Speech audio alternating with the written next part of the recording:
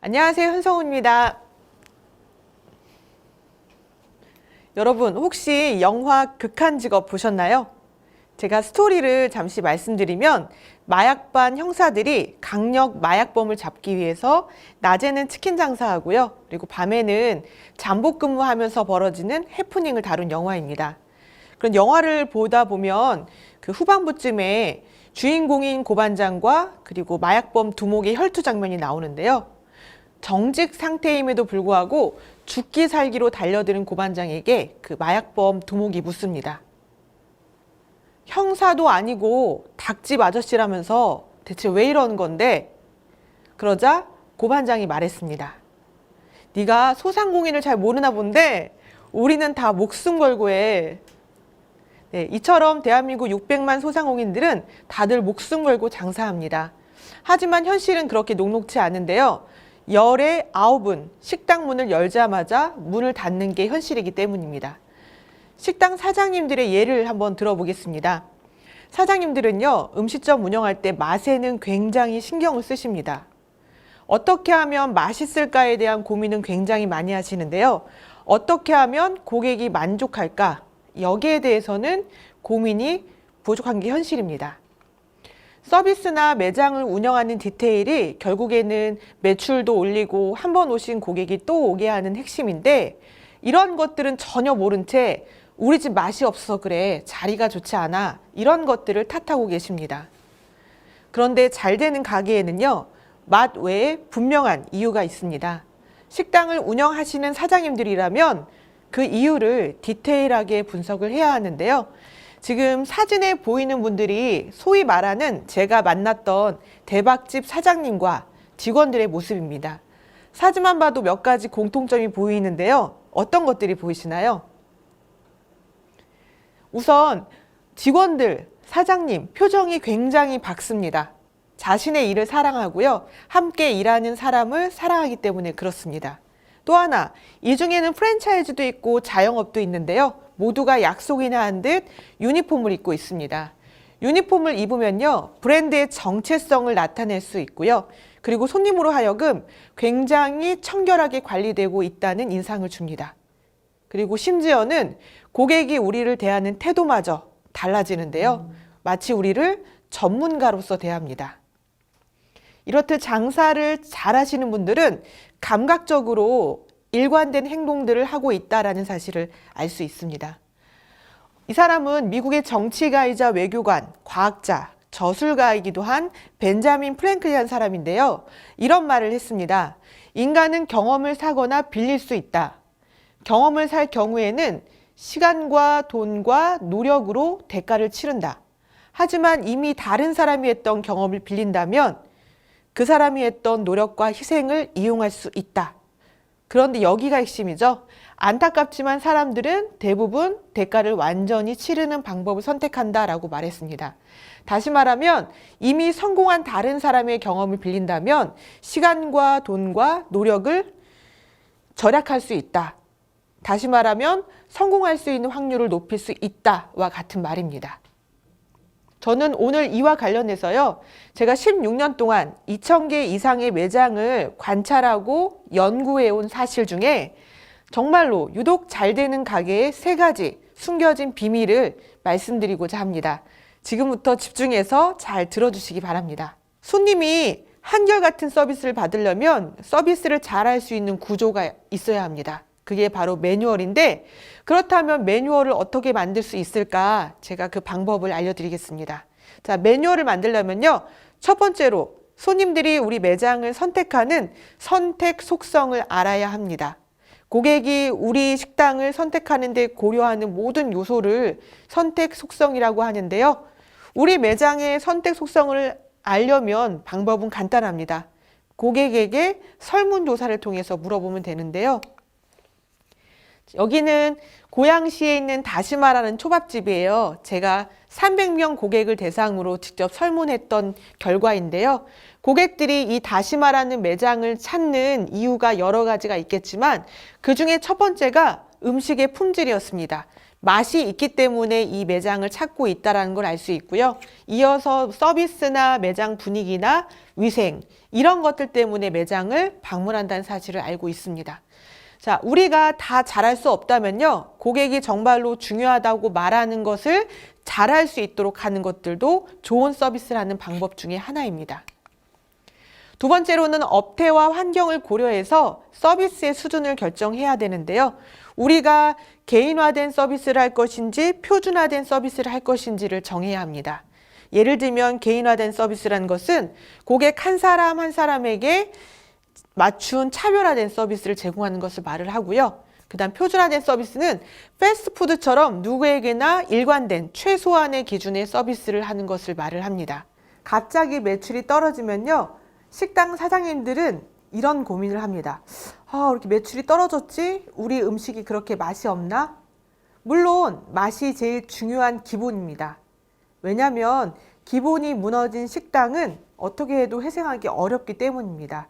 그런데 맛 외에 놓치지 말아야 할 것들이 있습니다. 고객은 식당에 와서 음식의 맛만 느끼고 돌아가진 않습니다. 가게의 분위기, 청결, 서비스, 심지어 흐르는 음악까지도 전부 기억에 담은 채 돌아가는데요. 결국에는 손님이 오감으로 느끼는 경험을 만족시키지 못한다면 이제는 먹는 장사로 성공하기 힘든 때입니다. 이때 우리에게 필요한 게 바로 서비스 디자인인데요.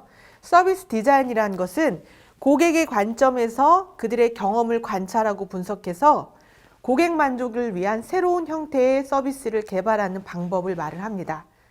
직접 고객이 되었을 때 불편한 경험을 특별한 경험으로 바꿀 수가 있는데요. 이와 관련해서 손님의 오감을 만족시키는 서비스 디자인 사례를 한번 알아보겠습니다. 여러분들 혹시 매출 공식 아시나요? 매출은요, 손님 수 곱하기 객단가입니다. 그렇다면 매출을 올리려면 이렇게 하시면 돼요. 첫 번째, 손님 수를 늘립니다. 두 번째, 객단가를 높입니다. 세 번째는 한 번 오신 고객을 또 오게 해서 방문 횟수를 늘리는 방법이 있는데요. 매출을 올리는 많은 방법이 있겠지만 이 중에서도 한 번 오신 고객이 또 오게 하는 것이 확실한 매출을 유지하는 방법이기도 합니다. 이때 중요한 게 바로 서비스인데요. 서비스란 대부분 미소나 친절로 많이 알고 계신데요. 사실은 그렇지가 않습니다. 직원들이 손님의 요구와 필요를 정확히 파악을 해서 빠르게 문제를 해결해 주는 과정을 바로 서비스라고 이야기하는데요. 자, 그렇다면 이렇게나 중요한 서비스를 잘하려면 첫 번째로 손님의 마음을 이해하는 것에서부터 출발을 해야 합니다. 다음은 그 집을 오래 기억하게 만드는 시그니처 서비스에 관한 내용입니다. 시그니처라는 단어를 사전에 찾아보면요. 서명이나 표시라는 의미를 담고 있습니다. 그런데 이 외에도요. 자신을 상징하는 뛰어난 특징이 있는 대표적인 제품이나 메뉴, 서비스를 뜻하기도 합니다. 이제는 식당을 운영하면요. 물론 맛도 굉장히 중요해요. 맛 하나로 승부하는 식당이 있습니다. 그런데 그런 곳은 오랜 시간 동안 그 자리를 지켜낸 터줏대감 같은 곳이고요. 그렇지 않은 경우에는 맛뿐만 아니라 플러스 알파로 뭔가 오리를 나타내는 특별한 것들이 있어야 돼요. 그것을 어려운 말로 시그니처 서비스라고 하는데요. 그렇다면 이러한 시그니처 서비스를 어떻게 만들 수 있을까? 제가 몇 가지 사례를 통해서 방법을 알려드리겠습니다. 여기는 선릉에 있는 고반 등심이라는 고깃집이에요. 그 최고급 숙성 한우를 합리적인 가격에 판매하는 곳인데요. 선릉은 상권의 특성이 직장인이 굉장히 많습니다. 이 직장인을 위해서 고반이 준비한 그 아침 프로젝트라고 해서요. 직장인들에게 모든 손님들에게 오면요. 가는 마지막에 미역국을 끓여서 포장을 해주는 서비스를 하고 있습니다. 아침밥 응원 프로젝트라는 건데요. 이 서비스를 개발하게 된 계기가 있대요. 이곳의 대표인 한지훈 대표는 어릴 적부터 늘 어머니가 해주신 아침밥을 먹고 지내왔는데 나중에 대학을 가거나 취업을 했을 때는 늘 아침을 굶기가 일쑤였대요. 그러다가 가끔씩 본가에 가서 엄마가 끓여주신 미역국을 먹으면 그렇게 행복할 수가 없었다고 해요. 그래서 우리 상권에 있는 주 고객인 직장인들이 아침에 미역국에 밥 한 술 말아서 든든하게 먹고 출근했으면 좋겠다라는 마음을 담아서 그런 서비스를 만들었다는 거예요. 식당이 점점 대형화되고 시스템화되지만 반면에 따뜻함은 사라졌기 때문에 고객을 생각하는 그러한 마음을 담아서 이제 서비스를 만든 것이었죠. 제가 올린 그 글도 같이 노출이 되고 덩달아 그 가게가 갑자기 손님들이 엄청 많이 방문을 한다라는 소식을 접하게 되었습니다. 그래서 시간을 내서 한번 찾아가 봤어요. 텅텅 비어있던 가게가 만석이었습니다. 심지어 웨이팅도 걸려있는 상황이었고요. 제가 가니까 용케 여사장님이 저를 알아보고 연신 고맙다는 말씀을 하셨습니다. 그런데 가만 보니까 음식이 안 나와도 너무 안 나왔습니다. 평소에는 남자 사장님 혼자서 주방에서 조리를 하시고 여사장님은 서빙을 하셨는데 음식이 안 나오니까 주방에서 헤어나오질 못했습니다. 홀에 있던 손님들은 음식이 안 나와서 화가 났고요. 밖에서 기다린 손님들은 하나같이 발길을 돌리기 시작했습니다.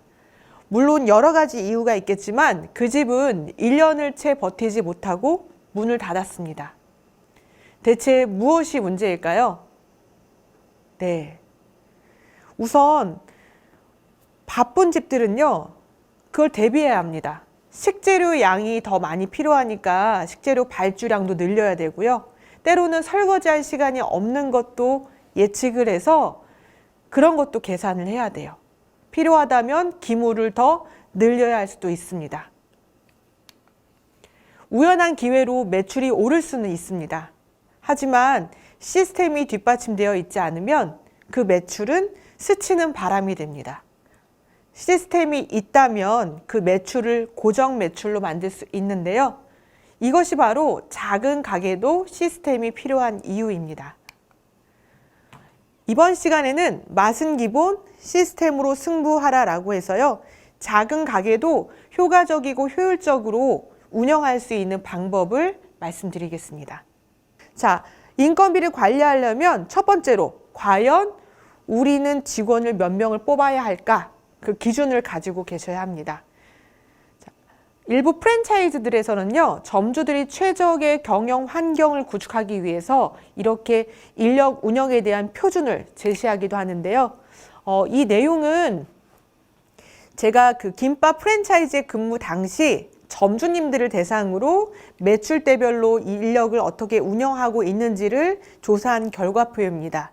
10평 기준 262계정을 대상으로 매출대별로 인력 사용하고 있는 현황인데요. 재미있는 사실이 매출은 동일해도요, 인원을 사용하는 것들이 많이 다릅니다. 적게는 2명. 자, 여기는 1명을 쓰지만 여기는 3명을 씁니다. 2명이죠.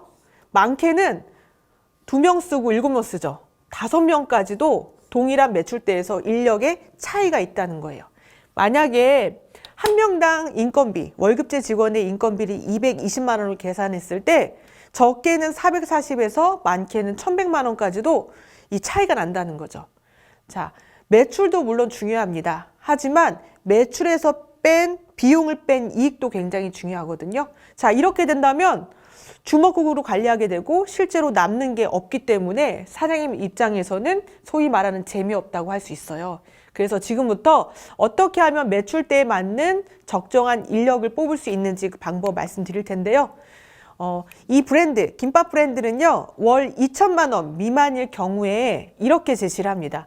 홀에 1명 쓰시고요. 주방에 1명을 쓰세요. 이게 최적의 고용 형태입니다. 라고 제시를 해요. 그리고 이렇게 운영될 수 있도록 실제 교육을 해줍니다. 근데 여러분들은 지금 뭐 프랜차이즈를 고려하시는 분도 계시지만 자영업을 고려한다면요, 이런 것마저도 스스로 판단을 하셔야 돼요. 그래서 첫 번째로 우리 매출대가 얼마인가, 이 매출대를 해내려면 적정한 인원이 몇 명인가를 알고 계셔야 되고요. 두 번째로는 이제 비용에 관련된 내용이에요. 총 매출액을 100으로 봤을 때 내가 인건비를 얼마 정도 사용해야만 적정한 것인가, 이런 것들을 고려하셔야 되거든요. 이 내용은 내가 한 달을 장사했을 때 각각의 비용이 얼마의 비중을 차지하는지를 나타낸 표예요. 통상적으로 임차료, 가계세라고 하죠. 임차료는 매출액을 100으로 봤을 때 10% 내에서 관리되어져야 하고요. 인건비는 20%, 재료비는 40% 내에서 관리되어져야 한다는 그런 내용입니다. 물론 업종에 따라서 차이가 있을 수 있어요. 만약에 우리가 카페를 운영한다. 식당보다는 자리가 굉장히 중요합니다. 그래서 임차료가 15%나 20%로 더 많아질 수 있어요. 하지만 반면에 식당보다는 인건비가 줄어들기 때문에 상쇄되는 효과가 있습니다. 약간의 차이가 있다는 건 인지하시고요.